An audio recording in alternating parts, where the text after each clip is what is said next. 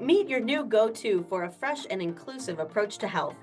Wellness Rebranded is the pod where a dietitian, a personal trainer, and a mental health therapist combine perspectives to help you redesign your relationship with food, fitness, and your feelings. Whether we're serving up juicy stories, breaking down the latest research, or dropping practical tips, we'll leave you informed, inspired, and ready to take health-promoting action. We get you because we are you. We've joined forces because we know that health isn't one-dimensional, and neither are you. Tune in for real talk that cuts through the wellness and diet culture hype. Stay for the laughs, the insights, and the feel-good vibes. Well, hello there. We have a guest today. I love when we have guests. I mean, I love when we have guests and we don't have, I love it all. But today we have a person that I love very much and that I've worked with before. She's been a speaker for the Emotional Fitness Studio twice. There's a reason for that. I always love what she has to share about how to deal with different stages in life, especially for women. And this is Dr. Sara Poldmae. And she's a licensed acupuncturist and a doctor of acupuncture and Chinese medicine. See, she has completed her doctorate at Pacific College of Health and Science in San Diego. Why would you ever come back? Every time I hear San Diego, I'm like, why we don't live there? She's a certified functional medicine practitioner, and she has provided a truly holistic approach to help women in different stages of their lives and men, really. But she has a strong focus on women's health care, including fertility, PCOS, PMS, menopausal issues. And that's what we're going to be talking about today. In this last event with the Emotional Fitness Studio, Dr. Poldmae shared different things that we can do to support ourselves when it comes to going through perimenopause or menopause. And that's why we wanted to bring her in the pod today. So thank you so much for saying yes. Thank you for being here. Love having you. Welcome. Thank you so much for the invite. I'm excited to be here and get into it. So, what are we talking about? So we're talking about something that the three of us are going through. No, not you, Tara. I'm going through perimenopause. Me too. You are too? I think so. And Elizabeth? I'm pretty much on the other side. On the other side of menopause? Yeah. Okay. What's the other side? Like you've been dealing with it for a while. Menopause and already in menopause. So it's and Dr. Poldmae is, I mean, at least so lovely. No, it is lovely. That's the whole point of this podcast is the change on our mindset. But there's so many changes. I feel that my body is going through all this stuff that I'm like, and what is this? And I blame it all on perimenopause. I'm sure some have to do with it, some don't.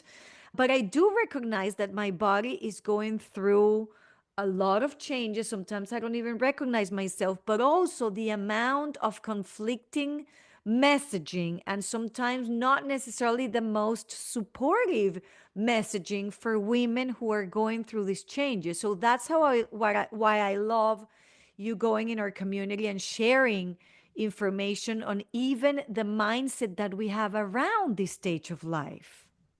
Yeah, there's so much noise out there on social media, and there's definitely some great information on social media as well. But when there's so much messaging out there, it can become overwhelming. And I feel like the conversations that we're having surrounding midlife, perimenopause, and menopause, they're all important conversations to be having. But because there's so much conversation now after such a long time where there was no conversation, it's like, who do we listen to? What do we do? And I feel like women are coming in that are even not even in perimenopause yet, thinking that they are just because those seeds have been planted. It's like we're now expecting this miserable stage of life when it may be that you are lucky enough to go through it without any misery. And yeah, a lot of things are changing. And that's one thing that is constant in life. But it's also the thing that us as humans hate the most, right? Like we like predictability, we like to be in charge, we like control. So when things are changing, it doesn't always feel super comfortable. And then it's like, okay, what is actually related to perimenopause or menopause? Because I've got 13 symptoms I could complain about right now, which are perimenopause. Just because you're 45 or 47 years old doesn't mean every symptom that you have is related to perimenopause or menopause. it also could be that they are all related. So like, where do you go for that information? What do you do with yourself during this time if you're struggling? So yeah, I mean, I don't think that a 25-year-old influencer on Instagram would be the best person to go to look for help advice. I think it's such a good point that so many people think they're in that phase of life when really they probably aren't. Yeah, yeah. I mean, I have a lot of women that come in that are, 32 or 34. And usually one of the first things that happens in perimenopause is our progesterone starts to decline. And the average age for that to happen is 35. So yes, they could be going through it a little bit early, or they could just be living a lifestyle that isn't conducive to how their body wants to be. So they could be living an extremely stressful lifestyle. Their nervous systems can be completely out of whack. And a lot of the things that we see when we're stressed out or our nervous systems are going haywire are symptoms that are similar to perimenopause. So we cannot blame our hormones unless we know for sure that they are, at play. Now, that being said, if you're 45, it is much more likely that these symptoms could have some relation to your hormones. But if you're 32, maybe not so much. I'm not saying it's definitely not, but it's less likely. We have to look at, statistically what's most likely and then dive deeper to figure out what each individual is struggling with. And I wanna pause for a minute to define what perimenopause and menopause is, because I found a lot of women not being clear on what that means. So I'm going to share what my understanding is, and here we go. And there's like, no, Maria, you're one of them. That's not what it is. But so perimenopause is that period before you reach menopause, and menopause is really one day of your life, correct? Is Yes. the moment where you have had a whole full year without getting your period. That is your menopause day. So anything before that is perimenopause, and anything after that is what? Is like I'm on the other side, like Elizabeth. That's like the other side that you were talking about. The That's underworld. perimenopausal. Okay. Yes. I Yeah. knew you were smartish. I know she paid attention in class. That makes me really happy. Everyone, you're welcome. So it never even occurred to me that I might be in perimenopause because, I have like a toddler, right? And so in my mind, I'm like, of course I'm not in perimenopause. I have like a young child. And I was at the gym maybe like 6 months ago telling one of my clients, I was like, oh, my brain does this really fun thing right as I'm falling asleep. It likes to give me like massive anxiety about my health and everything that's happened during the day. And so I'll wake up like before I'm even asleep, like, like panicking, and somebody walking by was like, "Hey, hello, that's perimenopause." And I was like, "What? I have like a toddler." And I was almost like offended. Like, I could not be in perimenopause. And the more I like marinate on that, the more I'm like, "Huh, I wonder if that's me. I don't know." So Right. But I to might be be one of those ladies you're talking about, Sarah. Yeah, but to that point, I mean, you also work really hard for a living. I know you, and you're busy. You hustle, and that can cause stress and anxiety because you've got 17 things going on all at once. So it could be perimenopause, but it could be that you're the mom of a toddler and you also like work your tail off Totally every day. entrepreneurial mom life. Exactly. Exactly. Yeah. Yeah. Yeah, so it could be a combination of things. One thing, Dr. Polme, that you shared in on that event, that is I think it relates to what you're sharing right now, is about the stress cycle. And I really love that, because I was thinking, wow, there's a lot of cycles of stress during my day that I'm not closing. Could you Mm, talk a little bit about that, what the stress cycle is, how do we complete it? And I love how you said that maybe we don't have control over what make us feel stressed, but yeah. we have control on how we face these stressors, and completing the stress cycle, meaning having these moments during the day that we send the message to our nervous system that it's okay to pause and calm down, because I really think we are in this busy, let's be super busy messaging all day, that we're in a nonstop way of doing things, that our nervous system is getting so used to being activated all the time that the night comes and of course we can't sleep, or we try to do maybe 5 minutes of meditation and our minds are going somewhere else. Is become, I think, in what I see with my clients, it has become harder and harder to support our nervous system and therefore the stress cycles. Could you talk a little bit about that?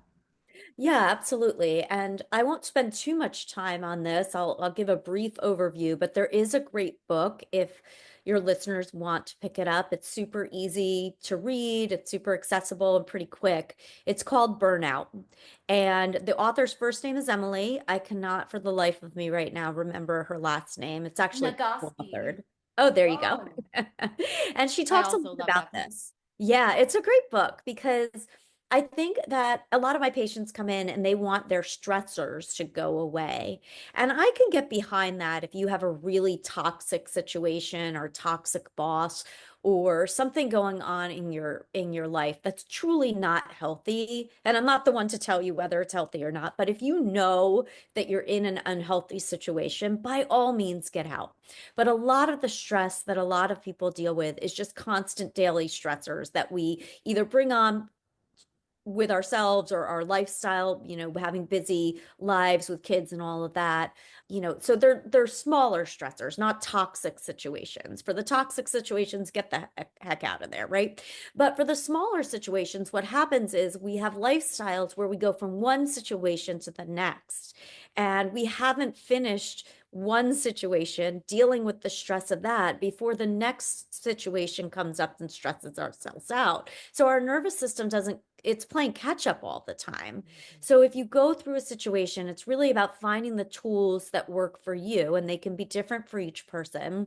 Finding the tools that work for you to complete those stress cycles. So if you have a situation, before you go into the next situation, maybe it's breathing exercises, slowing down your breath, taking a couple moments to reflect on something that brings you joy.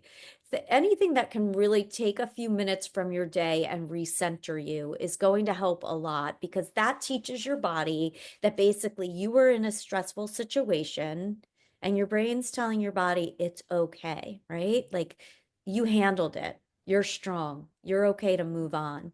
And if we don't send those messages, we really just never regulate our central nervous systems in a way that's going to be conducive to completing that stress cycle before moving on to the next. So it's not really about getting rid of the stress in our lives. That would be amazing if we could do that, but not very likely for most of us living in this country. But if we can learn to self-regulate with tools like breath work, breathing exercises, just positive mantras, maybe of like, I am enough, or this too shall pass, or whatever it takes you to feel calm after you've had a period of stress, I think is really, really valuable and is important, especially at this time of life in midlife, if you have a lot of confusing symptoms going on. A lot of us have become very disassociated with our bodies. So the stress that comes to us will often aggravate symptoms or potentially be the cause of symptoms. So if we can't distance ourselves from stress, if we can't find moments of calm, it's going to be harder for us to make sense of our symptoms and figure out where they're coming from. And that is especially important, I think, for women in midlife, because our bodies are changing. And, we can take, for example, something like someone having their body changing in midlife. That can be really disturbing for a lot of women.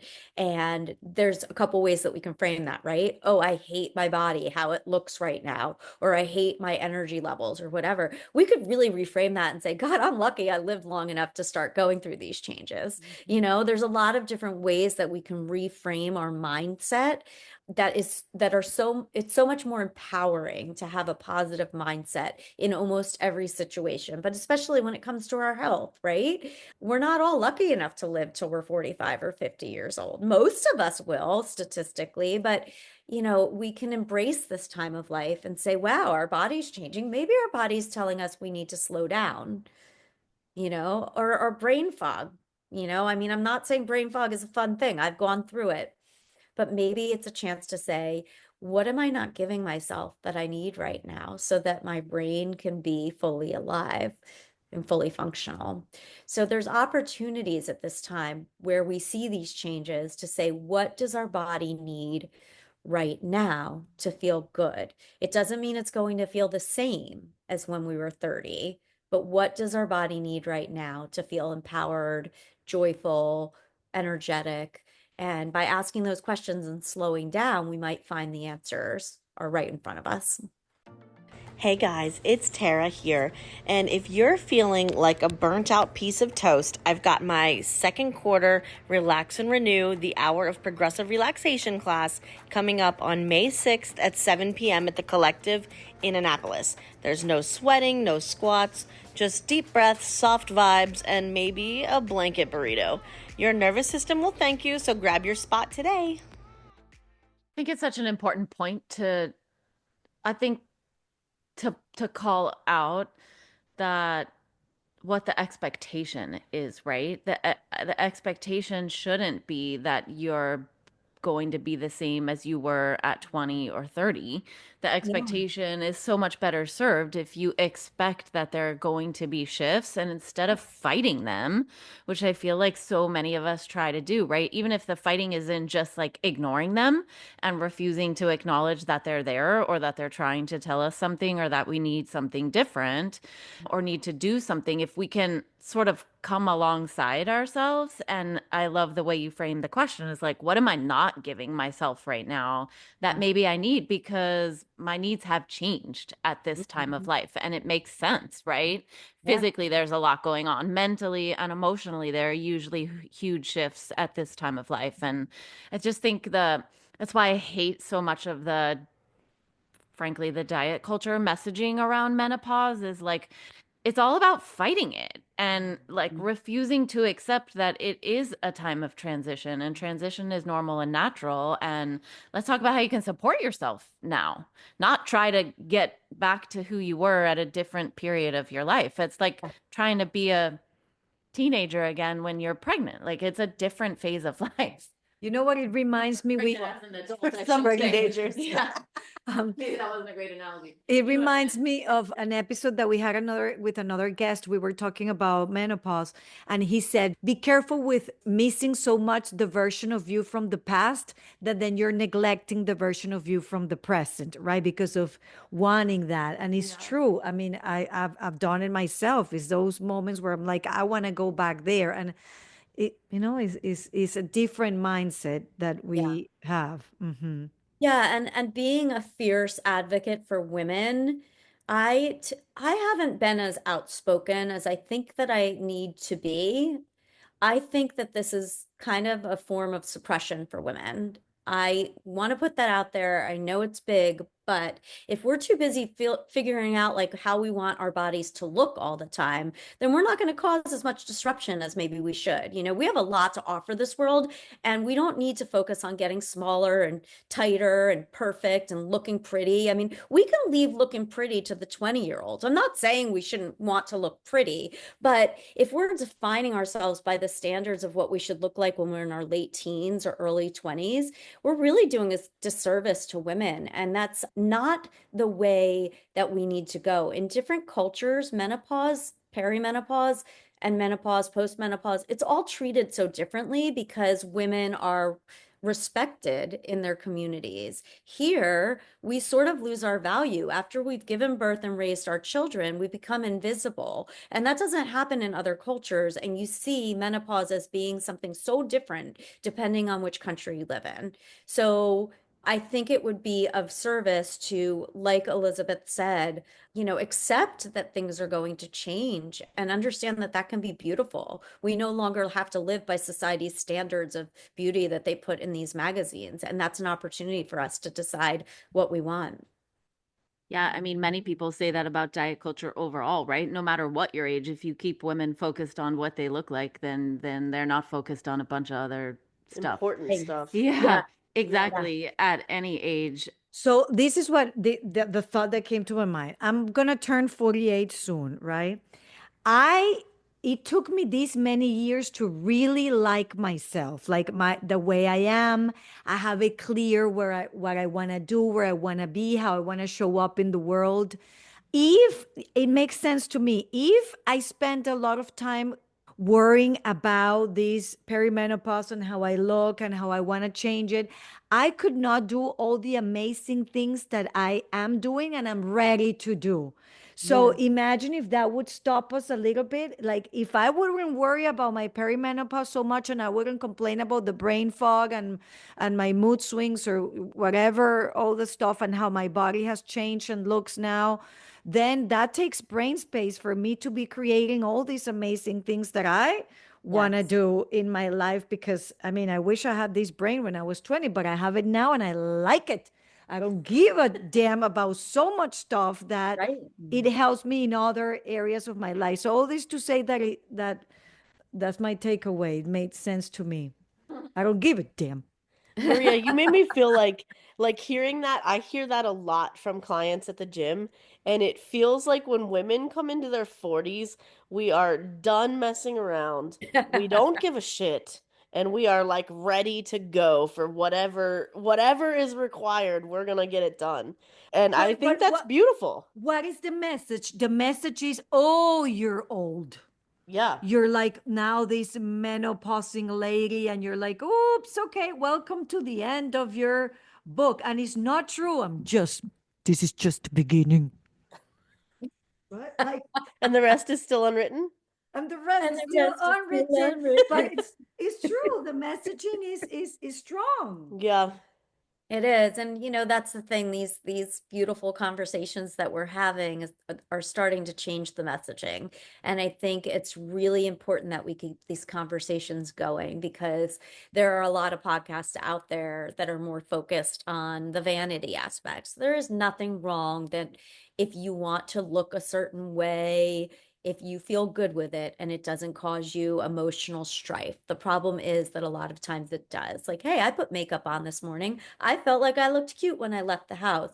I also some days feel like, gosh, I wish it wouldn't take me 45 minutes to get ready, because my husband can, get in the shower and leave for work within like 8 minutes.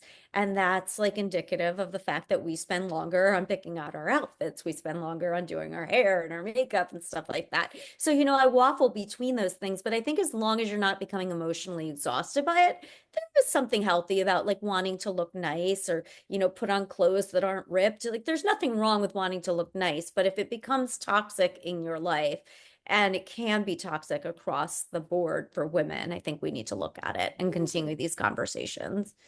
Yeah, I agree completely. And when you were talking about, it's so nice to be able to have the conversations, I totally agree. But I will tell you, just this morning, I was doing a deep dive into research on something related to perimenopause, postmenopausal women. And there's so little research. And it was actually, I was doing the research for protein needs as people Yeah. go through, and all of the research, there's very, very little research that's done on women in this phase of life, and they're extrapolating in some cases like on that particular topic for young men. I'm sorry, there's a huge difference between a young man and a menopausal woman. Yeah. And so I don't know, my point is, I don't exactly know what my point is, other than like it'd be nice if the science could catch up. And I think part of the reason why there is no science is because nobody cared. Right. That's Right? Yeah. We become discrimination. fixated. We become fixated on protein, and then the information that we see out there is not coming from scientists. Yeah. The Right. average person is not looking at scientific journals to figure out what research is actually out there. So we're getting all this information, and yes, we probably could boost our protein if you're sitting there living on refined carbs. That's a whole nother big topic. But how about fiber? There's a lot of people out there now getting diagnosed with colorectal cancer in their 30s and even in their 40s, where, the screening doesn't start to the 50s, but we don't hear as much about fiber. I don't think it's as sexy to talk about fiber these days as protein. That does not mean that there shouldn't be equal emphasis on those. But again, what sexy sells, and what sexy is all over the internet. Whereas what's not sexy is like, yeah, you do need to kind of eat fiber too, and make sure you poop every day. Something Agreed. something you said, Elizabeth, just reminded me that legally we didn't have to use women in research studies until like the early 90s. So, of course, the research is lagging. It Well, and hasn't they been they done for often that use long. Right. And they often used our menstrual cycles as an excuse because women aren't as predictable Yep. because of our menstrual cycles. So we better just not do the research at all because the results could be skewed based on Sure. when Too you many are in your confounding cycle. variables. Right. Yeah. Exactly. Sort of like women are just, too emotional to hold public office, all that good stuff. The rage. The rage is real.